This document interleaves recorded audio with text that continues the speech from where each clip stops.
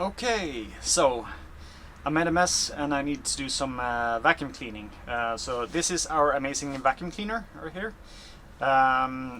So what you do is to get the cord out, because the cord is always folded up all the way in here usually. So what you do is you just bend this apart and you reach inside and to pull out the cord and connect it.